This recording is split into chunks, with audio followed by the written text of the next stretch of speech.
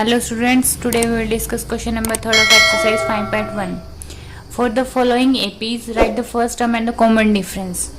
यानी कि ये हमें AP दे रखी है, ये AP दे रखी है और हमने क्या निकालना है, फर्स्ट टर्म निकालना है, कॉमन डिफरेंस। फर्स्ट टर्म का मतलब A है और कॉमन डिफरेंस का मतलब D होता है, ठीक है। और जो कि मैंने इस क्वेश्चन में आपको थोड़ा एक्सप्लेन किया था, ये सारा एक्सप्लेन किया था मैंने लास्ट में 2 वीडियोस बनाई है मैंने इस चैप्टर की अभी तक, तो आप उनमें जाके देख सकते हो, उनका लिंक मैंने डिस्क्रिप्शन में दे दिया, ठीक है। तो फर्स्ट क्वेश्चन से शुरुआत करते हैं। देखो ये AP दे रखी है।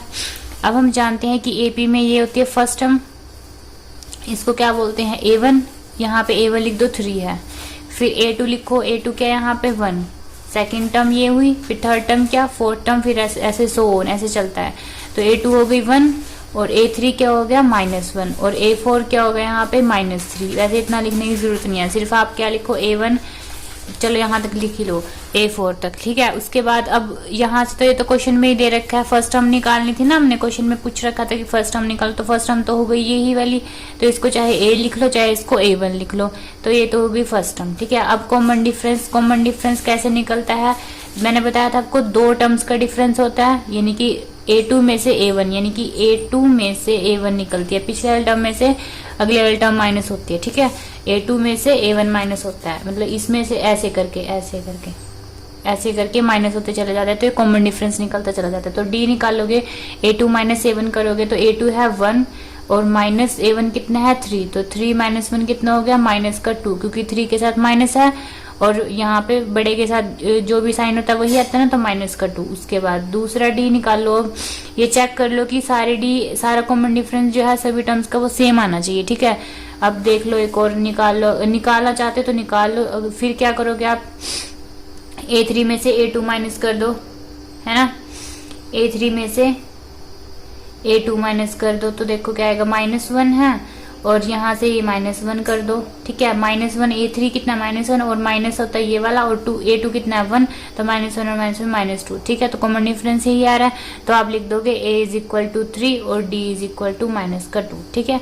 इसके बाद इसका सेकंड पार्ट देखो, वैसे तो ये बहुत इजी, आप इसको खुद भी कर सकते हो। अब मैं आपको करवाती हूँ थर्ड पार्ट इसका, ठीक है। थर्ड पार्ट करवाती हूँ, 1/3, 5/3 और 9/3 और 13/3, ठीक है, ये है। अब A1 तो हो गई 1/3, लिख लो पहले तो इसको ऐसे, आपको ज्यादा मार्क्स मिलेंगे अगर आप ऐसे लिखोगे इसको, ठीक है।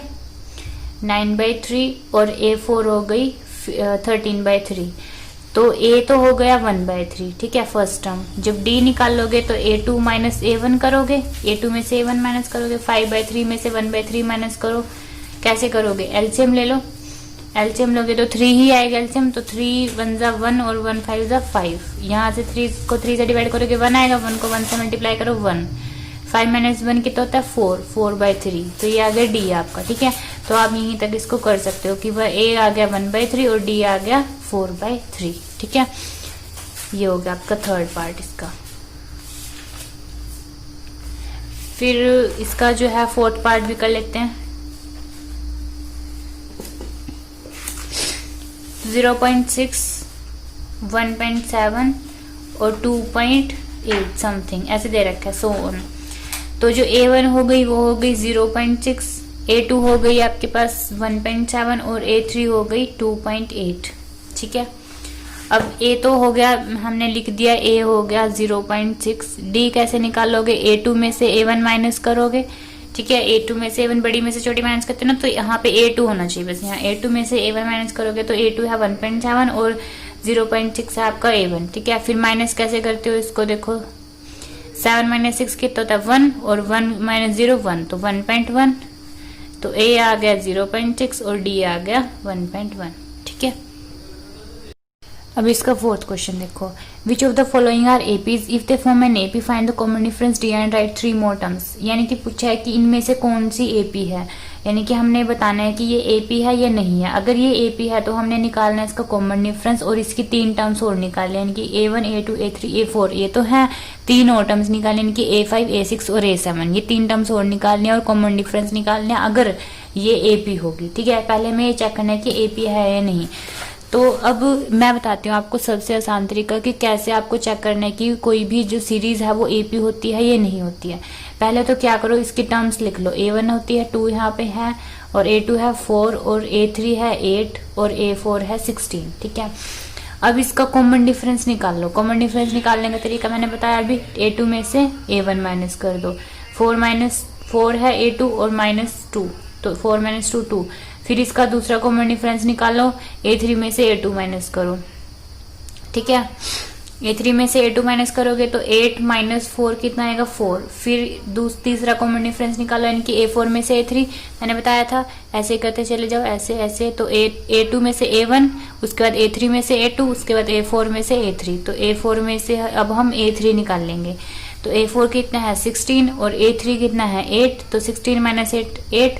अब देखो इसका कॉमन डिफरेंस सेम नहीं है ना, ये पहले वाला कॉमन डिफरेंस अलग है, दूसरे वाला अलग है, तीसरे वाला अलग है। तो क्या लिखोगे आप, this is not an AP, this is not an AP. Since क्यों नहीं है, सिंस कॉमन डिफरेंस जो है इज नॉट सेम, क्योंकि कॉमन डिफरेंस ही सेम नहीं है। अगर इसका कॉमन डिफरेंस जो है ये, अगर ये तीनों कॉमन डिफरेंस इसके सेम होते तो ये हम क्या कहते हैं कि ये एपी है। जैसे कि मैं अब सेकंड पार्ट करके बताती हूँ आपको क्या है। जैसे ये है 2 5/2 है, और 3 है, और 7/2 है, ऐसे है। अब इसमें A1 लिख दो 2 है, A2 लिख दो 5/2 है, और A3 लिख दो 3 है, और A4 लिख दो 7/2 है। ये एग्जाम में मैं जैसे लिख रही हूँ ना वैसे लिख के आना है आपको, ठीक है, आपको अच्छे मार्क्स मिलेंगे।